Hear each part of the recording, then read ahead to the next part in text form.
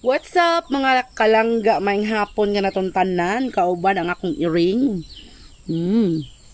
Kumusta ka mo dihang tanan mga langga? So for today's video, ay aalis po kami ni Insik mga langga at bibisitahin po namin ang aming tatay. So ito po si tatay po namin ay siya po yung aming albularyo dito sa mga langga dito sa bukid. So, alam niyo naman po, dito kapag dito sa mga probinsya, mayroong mga superstitious belief na yung iba ay naniwala, yung iba naman ay hindi. Pero kami po dito mga langga, ang lagi talagang matatakbuhan kapag pag ganitong probinsya, lalo na sa mga tao dito sa probinsya mga langga na walang kapasidad na makapunta ng hospital, kung may dinaramdam, yung may konting karamdaman, wala talaga kaming ibang mapuntahan mga langga kundi ang aming tatay. So, miriko po siya mga langga. Siguro, hindi ko na lang po ipapakita yung kanyang, ay baka pagalitan tayo. Pero, yung papunta sa kanila mga langga ay ipapakita ko sa inyo. So, since today ay Friday, kaugalian na po talaga namin mga langga na pumunta sa kanila every Tuesday and Friday. Kasi po yun po yung araw ng kanyang panggagamot. Ay, supposed to be is, everyday naman po siya manggagamot mga langga. Pero, gaya nga na sinabi ko sa nakaugalian at mga kasabihan ng mga paniniwala ng mga tao na malakas po ang kanilang kapangyarihan, malakas po ang kanilang kapangyarihan talaga kapag Martes at saka Biyernes. Kaya, kahit wala tayong, mga langga, kahit wala talaga tayong dinaramdam talaga na mabigat or kahit konti lang nakaramdaman ay pinupuntahan po talaga namin si tatay at dinadalahan po namin siya na kasi hindi masasabi ko kasi mga langga na itong aming tatay ay legit kasi nga hindi po siya tumatanggap ng kwarta, hindi po siya tumatanggap ng bayad mga langga. Kaya dinadala namin sa kanya kahit hindi po kami magpapagamot, kahit dumadalaw lang po kami kasi matanda na po kasi si tatay mga langga. Then dumadalaw lang po kami sa kanya. Magdadala po talaga kami ng either tubig, pandesal, basta mga pagkain mga langga, yun bang pagkain na yung kayang kainin, yung hindi naman matigas kasi wala namang ngipin si tatay ba. O tumatanggap din siya ng tuba, mga ganun mga langga. Kasi alam nyo naman dito ang mga matatanda, mahilig talaga sa tuba. Kaya, ngayon, hapon na, and today is Tuesday, Friday pala. Kaya, bibisitahin namin si tatay. Namin dalawa ni Insik, mga langga. Malapit na naman siya. So, puntahan namin siya sa barangay Hinabukan. Na ayan po si Mingming, oh. Tutulog yan si si Ding, oh, Ding. Ding! Tutulog yan si Ding na. Cute na. Ito po yung aming pusa mga langga na lumayas ng 2 linggo. Hindi po siya nagpakita ng 2 linggo mga langga. Ngayon umuwi. Siguro na miss niya kami. Tulog na tulog sa sako. Kaya let's go mga langga, no? Kaya si Insik ay dami pa naming lulubuin na mais. Nakita nyo pa yan mga langga. Ang dami pa. So, ito yung ating sitwasyon ngayon sa bukid. Maganda po yung ating hapon. Hindi po siya maulan. Medyo mainit-init po siya mga langga. And ito na si Insik. Ayan po si Insik mga langga. Ayan pa si Papa. Si Papa andon. Kita niyo mga langga. Andun si Papa sa bahay niya. So, masyado pang magulo at saka mabasura dito sa amin mga langga. Kaya marami mang pakpak sa mais. So ganito talaga kapag ting mais mga langga o ting ani. So hi Insik ninyo. Hello, kumusta mayong hapon? Napaka messy ng buhok. So samahan nyo kami mga langga papunta sa bahay ni tatay. Hindi naman po siya masyadong malayo pero medyo malayo. So sakay na tayo sa motor ha. So ayun na mga langga, nag-start na tayong magbiyahe mga langga. So ito yung lugar papunta kina tatay. So si tatay po, sa mga nagtatanong kung sino po si tatay, hindi po sila blood related ni Insik mga langga. So malaki po ang respeto namin sa kanya kasi po siya po yung balay doktor po namin dito sa bukid. Siya po yung nalalapitan talaga ng mga tao dito pagdating sa spiritual o pagdating sa pagpapagamot mga langga. So tayo po ay may iba't ibang paniniwala. Yun po yun ang paniniwala namin mga langga. Malaki po yung trust namin kay tatay, malaki po yung utang na loob namin, malaki po yung respeto po namin sa kanya. Kaya po every time na pag may sobra kaming pera mga langga, tapos nagpapagamot kami, pwede naman kaming magdala ng kahit na ano, pagkain, tubig, or whatsoever na pwede mong pasalubong sa kanya. Pero hindi po siya nanghihingi mga langga. Bawal na bawal po sa kanya ang tumanggap ng pera. Kasi po, bawal po yun sa kanyang sinumpaang tungkulin. Ang mga ganyang tao kasi mga langga, para din yung doktor, meron din silang mga sinumpaang tungkulin. Pero iba-iba pa rin po ang pamamaraan nila. Kasi iba't iba po kasi yung albularyo mga langga. Yung iba tumatanggap, pero yung iba talaga pero si tatay talaga ay hindi. Kaya alam kong legit na legit siya para sa amin kasi hindi siya tumatanggap ng kahit na ano. Depende po yun kung pagkain, ayan, tinatanggap niya yun. Pero never tayo siyang tumatanggap talaga ng pera. Ilang beses pong may gustong magbigay sa kanya ng pera mga langga, pero talagang hindi niya tinatanggap. So ito po yung nadaanan natin, ito po yung manggahan ng amo ni Levi. Yan po yung manggahan nila mga langga. So ang daanan po dito mga langga ay wheelway, parang makipot lang na daanan na kapag meron kang kasugat ba, or meron kang ano ba yun, yan ang magkatagbo bitaw kamo, or magkasalubong mga langga. Pag may makasalubong kang malaking truck mga langga, siguradong mahirap talaga. Tsaka ganito din kahirap yung kalsada mga langga papunta doon sa kanila. Kasi hindi pa kasi ito na aabot talaga ng road widening. Siguro ito yung susunod na project ng gobyerno mga langga. Kasi kung ako yung tatanungin, para talaga siyang inararo talaga ng malalaking truck. Ang hirap talagang daanan nitong mga ibang parts na kalsada mga langga. Kaya yun. So yun nga, back to our topic kay tatay. Katulad din siya ng doktor mga langga. Nagpapa-check up din kami sa kanya. Pero kapag kailangan talaga ng doktor mga langga, hindi siya katulad ng iba na huwag kayong pupunta ng doktor. Siya talaga pag doktor na, pag yung normal na sakit ng tao talaga, sinasabi talaga niya na kailangan mo nang pumunta ng doktor. Yun yung kagandahan ni tatay mga langga. Kaya sobrang saludo, thankful kami sa kanya kasi ilang beses na po niyang napagaling kami mga langga. Siguro depende din yan sa paniniwala ba. Depende din yan talaga.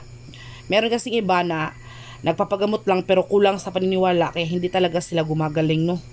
So shout out dyan sa mga taga-probinsya na nakarelate itong aking sinasabi mga langga. So yan yung sinasabi kong wellway mga langga. Dito na part mga langga ay maraming history o maraming mga sabi-sabi na dito daw sa part na to ay may nagtuwad, meron daw nabagat mga langga. So kapag gabi mga langga, delikado talaga siyang daanan. Kaya nga kapag pupunta kami ng bayan ng mga langga tapos gabi na, hindi po kami dumadaan sa daanan na ito kasi nga may binagat na po dito. Maraming beses na, hindi lang isa, hindi lang dalawa, maraming nagsasabi na binagat daw sila kasi nga napakasukal din ang daanan, no. So tingnan mo yan, yung magkabilang gilid mga langga talagang napakasukal. Wala din po dyang mga bahay-bahay, wala din po masyadong mga bahay-bahay na nakikita dyan mga langga. Kaya, pero may mga poste po dyan mga langga na yun ang nakakabuti kasi nilagyan na po nila ng poste. Dahil nung mga unang panahon talaga ay napakadilim dyan kapag daanan mo. Kaya maraming nambabagat dyan mga langga. So kapag ginabi na si Insik sa pamamasada mga langga, hindi ko talaga siya pinapadaan dyan sa area na yan or sa daanan na yan. Doon sa kabila kami dumadaan kasi malaki doon ang daanan tapos marami din kabahayan. Dito meron namang mga bahay-bahay pero napakadalang lang talaga mga langga. Kaya marami din talagang nababagat dito. Maraming mga haka-haka, gaya niyan oh. Merong bahay dyan pero nasa pinakababa talaga mga langga. Kaya, ayan. So, okay lang naman dyan mga langga. Okay lang naman na kanang, yung bahay na yan mga langga. Sinasabi ko kay Insik na, grabe talaga walang kapitbahay. Sinasabi naman niya na, okay lang yung walang kapitbahay dahil napaka tahimik din kaysa magkaroon ka ng kapitbahay pero sira ulo naman. So mabuti pang wala lang kapitbahay, no. Kaya yun mga langga, mga tao dyan, mga langga, mga bata dyan, gaya noon, papunta yung school, mga langga, or papauwi, naglalakad lang talaga sila. Kasi sanayan lang yan mga langga. Siguro, pabor na sa may mga motor, pero kadalasan talaga sa mga bata dito estudyante, ang maglalakad lang talaga sila at ang lalayo talaga ng daanan mga langga, ang lalayo talaga ng school dito. So, pag ganyang lugar mga langga, nakikita ko na yung maraming babuyan dyan. So, alam ko na malapit na tayo kina tatay. So, hindi pa dyan nagtatapos na, kailangan pa nating maglakad. Pagdating doon sa sa may iskina, ayun, may manok pa. Akala ko makakapagluto na tayo ng manok. So, mabuti lang nakalipad siya. So, pagdating dyan sa may iskina na yan mga langga, ayun, hinatatay na maglalakad na tayo. So yan mga langga, pagkatapos po ng ilang minutong paglalakbay gamit ang motor mga langga, ay maglalakad na naman po tayo. So tira nyo yung palibot ko mga langga. Kung kami po ay, kung ang iba po ay nakapag-harvest na ng mga mais or nakapagsanggi na, meron namang iba na kakatanim at kakasibol pa lang po ng kanilang mga pananim. So iba-iba po talaga, no? Po si Insik, oh. Pakita mo yung pan mo. Yan po yung ating pasalubong kay tatay mga langga. Tapos meron po siyang choco. Ayan, oh. At least, no, meron pang mainit ang matanda ba. So let's go na mga langga. Maglakad na tayo. Medyo malayo-layo pang ating lalakarin mga langga. Ayan, papahapon na. So yan po si Insik. Kasama po natin siya. Ito bang ito ganina? Ito bang? Ito po ang daanan mga ka-insik. Yan po ang ating lalakbayin. Sapa ba? Sapa. Sapa, ginasapa. Naginasapa. Hinay lang ha. Ilang kuan eh. Ilang metros ba ni siya? Maglakad po tayo sa... So kapag umuulan mga langga, Hindi tayo makadaan. No? hindi tayo talaga makadaan dito sa sapa na to mga sapa na to mga langga kay lalaki man to. Tapos delikado ba? Katulad din dun sa amin. So pakita mo yung mga bato mga insect. Mga Tingnan nyo bato. dyan mga bata. Mga langga. Ang lapad ng sapa dito mga ka-insik. Ang laki-laki. Yung mga bato-bato. Ayan. So yung daanan papunta sa kanila. Excuse. Kaya Mga laki ng mga bato. Ayan po. yung bato. Oh, kain mo pakita. Kita ko mo to. Ikuan ko na iyo ko. Ikuan padak iba. Padak ay pala bisad. Sige ay. Ito nag-i-adjust. Pag-adjust mo na. Ayan langga. Kapag gabi dyan mga langga, nakakatakot. Kay kuan man, malalaking bato ba, mga agiani mo. Pero mabuti na lang yan, insiklo, di katulad doon dinaan natin noon ba na nagtawid-tawid dito tas mga batuhan, hasa to repita. Dito ang unahan. Dito to sa unahan. Nagdi na kay halbo rin no? Bagong gibahaan ba no? Di gahapon ba nga halbo to? Ano pag suod tong mong motor? Nawang takibaw gud. Bakit? Kaya rin po nato lakaw. Lakaw lang tayo, pero exercise po ba? Ito ba ni? Taghana ba ni? Ako yung dabi. Murag kog nahigot sa tangsi. So yan mga langga. Kapag gabi ka dadaan dito mga langga, nakakatakot kasi dito kasi sa lugar na to mga langga may nalunod na. Naong So Ito po ang ungo. gwapo naman ang ungo na yan. So ito po yung daanan namin mga langga papunta kina tatay. Uy, hapon na. Nakatakot kasi nga napaka sukal ng mga tanim ba. Tapos mahirap yung daanan kasi yung lupa bahalbo. Yan o. So ito yung nadadaanan natin papunta kina tatay. So marami pumupunta dito sa aming tatay mga langga, mga iba't ibang tao, mga iba't ibang lugar, yung iba nga sa syudad pa ang galing. Yan. Itong lablob. Tambal to sa binat. Yan eh. At tambal daw to sa binat mga langga, lagnob.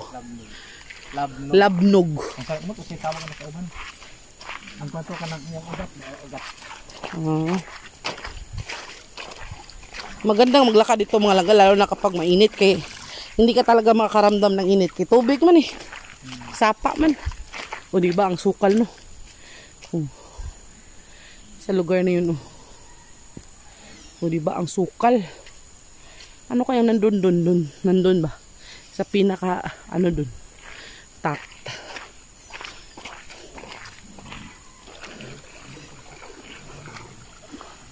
Ang gawin mo dyan.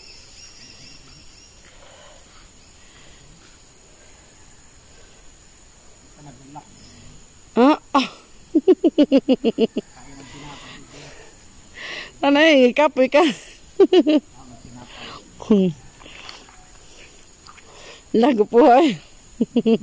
Tara. Hanap. Sus, ginoo ko. Yan ay, kihapon na. Hindi ko. Wala ko agta diha. May mga bahay naman mga langga. Andun. Nasa mataas na parte. Pero delikado sila mga langga kapag bumabaha. Kasi lumalaki kasi itong tubig mga langga. Umabot doon. Umabot siya sa itaas.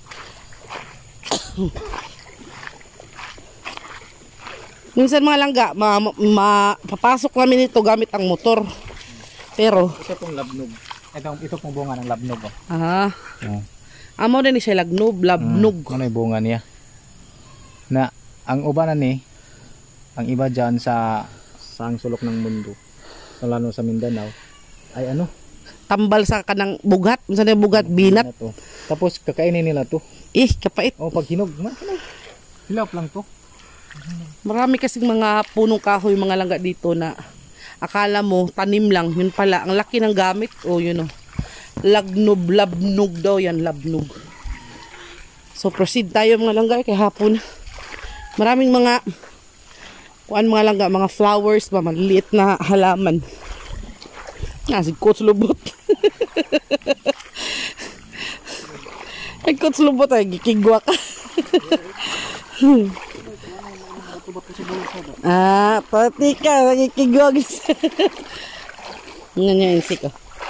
Diba? Maraming mga magagandang mga flowers pa. Purok banwara na siya mga langga. Ibig sabihin, kung sa Tagalog, kusang tumutubo lang siya ba? Hindi siya tinanim.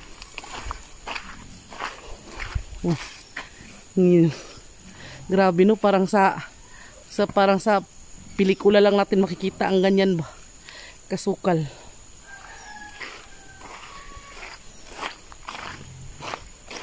May mga bahay naman dyan mga langga. Diba? May mga bahay naman dyan. Maliliit nga lang mga payagra ba. Unsa naman taon ko yung biyagan ko uy. Unsa na insik mga langga eh. Wala. Ay isang model. Wala wakwak.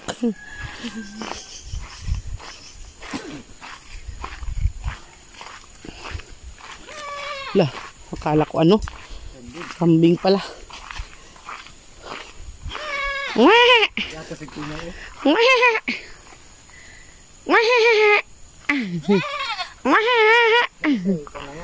Takong. Sus, gibis. Takong ito. Takong gani na. Sulti antika. Grabe trivia mo kasi Kuya Kim. Itong takong na ito, galing doon po ng ano niya. Pakita mo. Ito po ang gamot sa masakit ng ngipin. Unsa? Yung ugat. Unsa man na siya? Bunga. Hay ba? Bunga, mo kami bunga. Amo na siya bunga. Nya sa may gaasam ka mga gamot. May gamot rin, hindi na makita ra. Gamot. Gamot siya. Ano sa makita? Nakin eh. Ito po ang ginagawa namin na kuan. Ano bang higaan ba? Tapos ligigan sa bugas ba? Kini. Maganda ka. Kilapad man. Muna siya. Grabe trivia ni mo. Muna kasi Kuya Kim.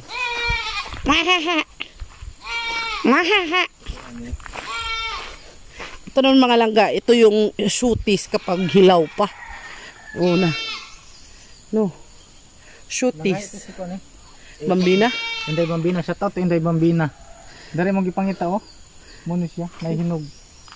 Muna yung shooties. Ay pamaak ha. Di na sama ako. Ito. Bunguton sa Inday no, bungot. Layo lang. Wala na love this eh. Aso. Ay, kumakain Yung mga bahay naman dyan, mga langga. Mga bahay. Oh. Lapit kina tatay. Bilisan natin mga langga. Kaya gabi na. Andyan na kina tatay. Oh. Ijo, kita. Yung yero na yan. Yung yero na yan mga langga. Yan yung latatay.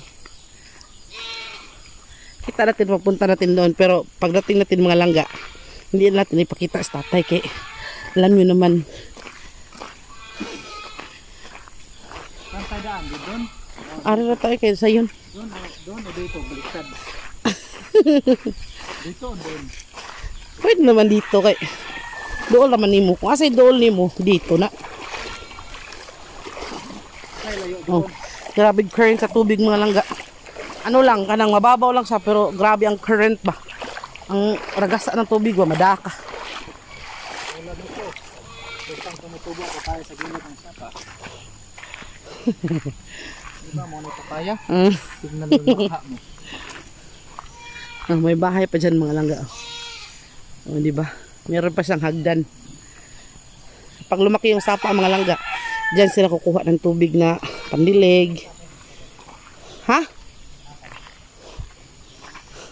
Oh, gumagawa sila dito ng atabay mga langga. Yung walang mga source of water mga langga, gaya ng gripo. Dito sila nag-iigib. Wala dyan pang ano, dyan pang saing, pang kaligo, pang laba. Magandang pagkagawa no. Gumagawa sila ng atabay mga langga. Atabay. Lakin. Yan. Yan kayo maklaro. Sa gilid ng sapa. Napaka ano dito, banwa kayo. So dito na tayo mga lang. Patya yan ikuan. Papasok na po tayo sa liblib na lugar pero mahayag pa dito sa ating kamera. Ano mang ngit-ngit na. Ito puno ng saging. Yan, puno ng saging Cordaba. Ito po kape. Kape.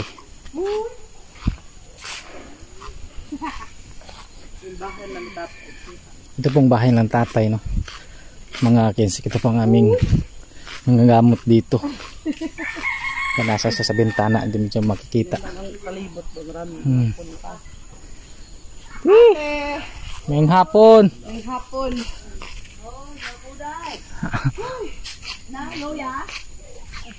Loya-loya gamay.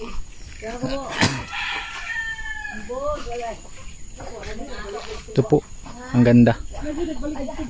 Linis na linis ang kanyang bakuran mga kinsik. Ito kayo dadaan. Okay.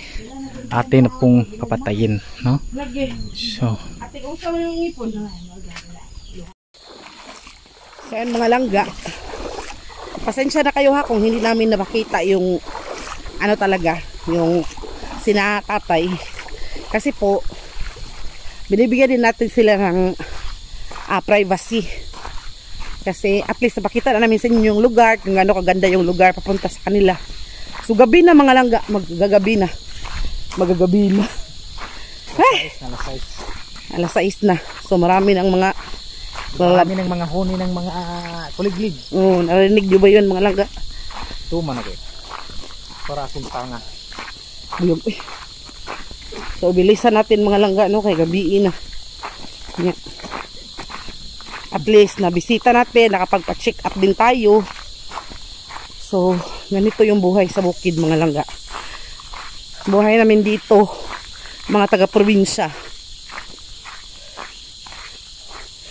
Meron kaming ano dito mga langga, albularyo. Pero kung hindi talaga kasi yung si tatay mga langga, kapag sakit talaga na normal, sinasabi niya na magpatingin ka sa doktor. Pero kung kaya niya, tapos mga iba yung nagbibigay ng sakit. So, siya yung gumagamot. So, ayan o. Gabi na. Gabi na mga langga. Delikado pag makahagip tayo ng ibang wanda. So, So, see you later mga langga. Kasi bibilisan namin ang paglalakad. Kay gabi na.